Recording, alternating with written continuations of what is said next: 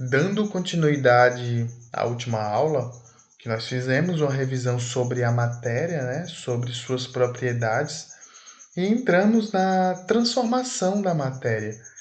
E hoje iremos ver um pouquinho mais sobre isso.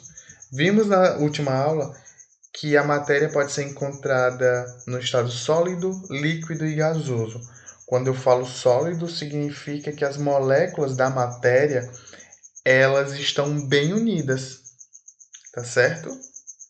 Quando eu falo líquida, as moléculas estão sim unidas, próximas, mas não tão grudadas uma na outra. Estão próximas. E quando eu falo gasoso, eu estou falando que as moléculas elas estão próximas, mas nem tanto. Então, essas são as formas às quais as moléculas se encontram em cada estado.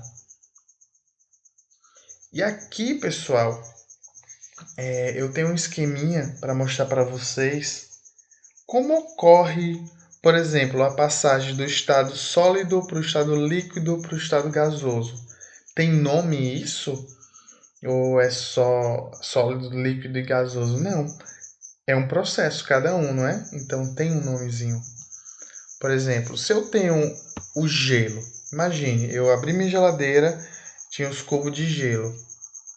E eu tirei para fazer um suco, só que eu esqueci. Eu deixei em cima da mesa. Então, com o passar do tempo, vai acontecer o que com esse gelo? Ele vai derreter, não vai? Quando ele derrete, ele muda de estado. Então, o nome do processo que se dá da passagem do estado sólido para o estado líquido é fusão, tá certo?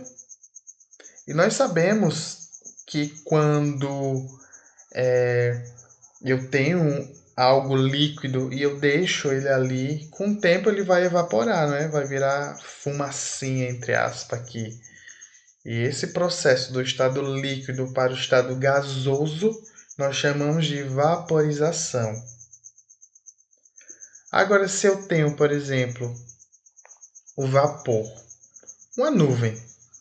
Então, a nuvem está lá no céu, bonitinha, e do nada começa a escurecer, começa a ficar mais densa, mais pesada a nuvem. Você sabe que vai chover, não sabe?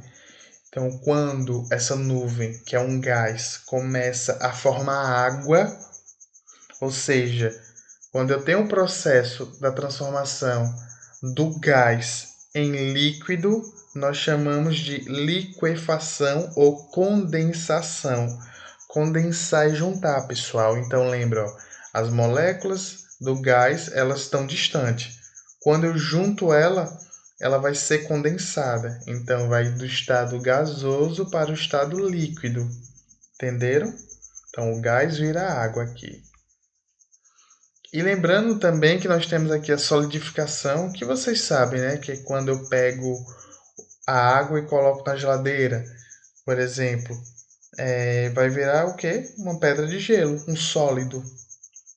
E uma coisa importante é que existe um processo que é chamado de sublimação. E o que seria a sublimação? Nós sabemos, por exemplo, que a água ela pode ser sólida, aí você tem ela no estado líquido e tem ela no estado gasoso, não é? Só que na sublimação não tem esses três processos. Na verdade, eu tenho a transformação do estado sólido para o estado gasoso, mas ela não passa pelo estado líquido. Entenderam? Um exemplo: se eu pego um cubo de gelo para transformar ele em gás, primeiro ele tem que derreter, ou seja, virar água, para depois virar um gás, não é? Na sublimação, não. Se eu tiver um exemplo, a naftalina, já ouviram falar? Que é aquele remedinho que mata barata, que espanta barata, né? Normalmente as pessoas mais velhas colocam no armário, que tem um cheiro bem forte. É umas bolinhas brancas. Essa bolinha que é sólida, ela não derrete e vira água. Ela evapora, ela some, ela vai sumindo com o tempo. Então ela vai do estado sólido para o estado gasoso sem passar pelo estado líquido. Entenderam? Então é só isso, bem facinho.